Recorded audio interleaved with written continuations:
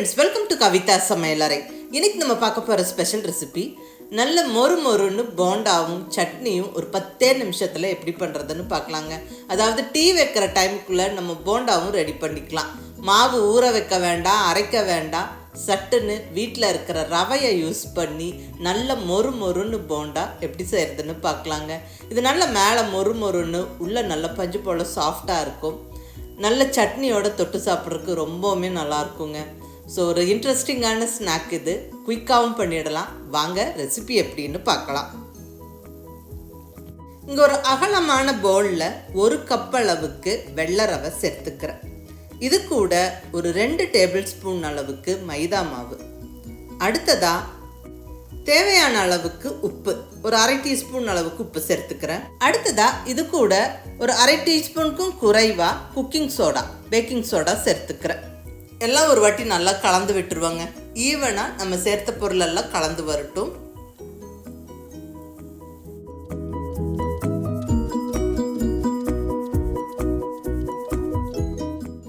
இப்போ இதில் 1/4 கப் அளவுக்கு தயிர், 1/2 கப் அளவுக்கு தண்ணியை சேர்த்து நல்லா கலந்து விட்டுருவோம்.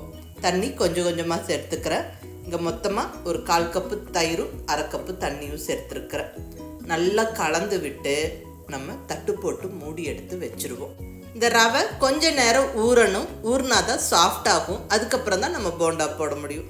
ஸோ எல்லாம் நல்லா கலந்துட்டு ஒரு தட்டு போட்டு மூடி எடுத்து வச்சுருவோங்க.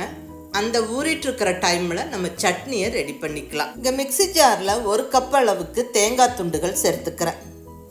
இது கூட ஒரு 3 டேபிள் ஸ்பூன் அளவுக்கு வறுத்த வேர்க்கடலை.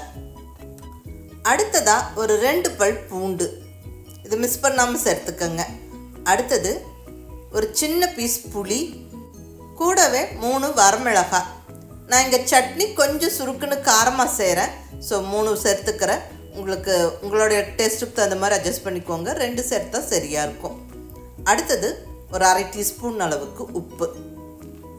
நல்லா கொஞ்சம் தண்ணி விட்டு இந்த அளவுக்கு ஃபைனாக அரைச்சிக்கணும். இந்த சட்னி கொஞ்சம் லூஸாக தான் இருக்கணும். இப்போ ஒரு பவுலுக்கு மாற்றி விட்டு நம்ம தாளிப்பு சேர்த்துடலாம். ஸ்டவ்வில் தாளிப்பு கரண்டி வச்சாச்சு.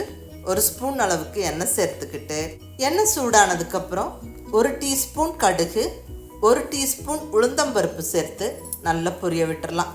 கூடவே கொஞ்சம் கருவேப்பிலையும் சேர்த்துருவோம். அடுத்ததாக தாளிப்பு மிளகாய் 2 சேர்த்தாச்சு.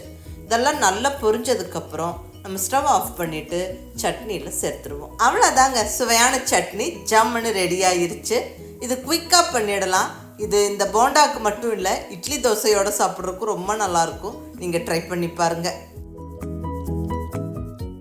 இங்கே ரவை கலந்து ஊற வச்சுருந்தோம். இப்போ சட்னி ரெடி பண்ணிவிட்டு இப்போ இதை ஓப்பன் பண்ணி பார்க்குறேங்க.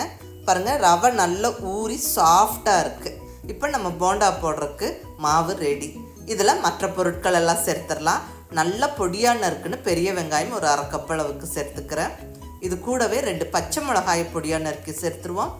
அடுத்தது பொடியாக நறுக்குன கருவேப்பிலை, துருவின இஞ்சி 1 டீஸ்பூன் அளவுக்கு, கூடவே கொஞ்சம் கொத்தமல்லி இலையும் போட்டு நல்லா பிசைஞ்சு விட்டுருவோம். உப்பெல்லாம் நம்ம ஆல்ரெடி சேர்த்துட்டோம்.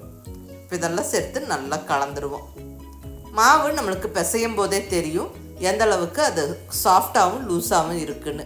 சப்போஸ் ரொம்ப டைட்டாக இருந்தால் கொஞ்சம் தண்ணி சேர்த்துக்கங்க. அதாவது மாவு ரொம்ப டைட்டாகவும் இருக்கக்கூடாது, ரொம்ப லூஸாகவும் இருக்கக்கூடாது. லூஸாக இருந்தால் கொஞ்சம் எண்ணெய் இழுக்கும், ரொம்ப டைட்டாக இருந்தால் போண்டா கொஞ்சம் ஹார்டாக இருக்கும். ஸோ பார்த்து அந்த கரெக்டான பக்குவத்தில் மாவை பிசைஞ்சுக்கோங்க. இப்போ எனக்கு இங்கே கரெக்டாக இருக்குது. நான் இதை போண்டா போட ஸ்டார்ட் பண்ண போகிறேன்.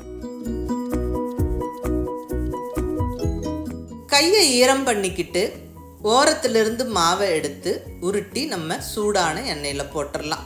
இங்கே எண்ணெய் நல்லா சூடாக இருக்குது. நல்ல எண்ணெய் சூடானதுக்கப்புறம் ஸ்டவ்வை மீடியம் ஃப்ளேமில் வச்சுக்கிட்டு போண்டாவை போட்டு விடுங்க.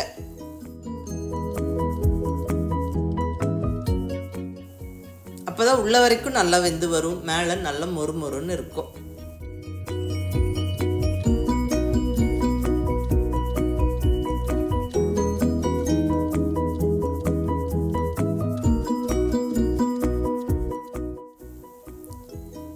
திருப்பி போட்டு நல்லா அந்த ப்ரௌன் கலர் வர்ற வரைக்கும் நம்ம வேக விட்டு எடுக்கணும்.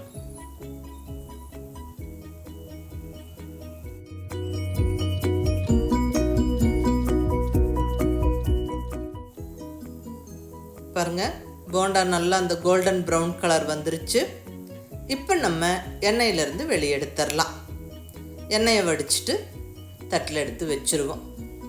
இதே மாதிரி மீதி இருக்க மாவுகளும் நம்ம போட்டு எடுத்துருவோம். அவ்வளோதாங்க, மொறு மொறுன்னு இன்ஸ்டன்ட் போண்டா, ரவா போண்டா ஜம்முன்னு ரெடி ஆயிருச்சு. இது சட்னியோட பரிமாறி சுட சுட சாப்பிட்டா வாவ், செம்மையாக இருக்குங்க. இது ஒரு அருமையான ரெசிபி, குயிக்காக பண்ணிடலாம். அதாவது டீ வைக்கிற டைமில் நம்ம போண்டாவை ரெடி பண்ணிக்கலாம். மிஸ் பண்ணாமல் ட்ரை பண்ணி பாருங்கள். குயிக்காக ஏதாவது ஸ்நாக்ஸ் செய்யணும், இல்லை ஏதாவது சாப்பிடணும் போல் இருக்குது, ஒரு குயிக்கான ஸ்நாக் வேணும்னு யோசிக்கும் போது இது நல்ல சாய்ஸுங்க. நம்ம டக்குன்னு வீட்டில் இருக்க ரவையை எடுத்து போட்டு நம்ம இந்த போண்டா செஞ்சிடலாம். ரொம்ப நல்லாயிருக்கும், எல்லோரும் என்ஜாய் பண்ணி சாப்பிடுவாங்க.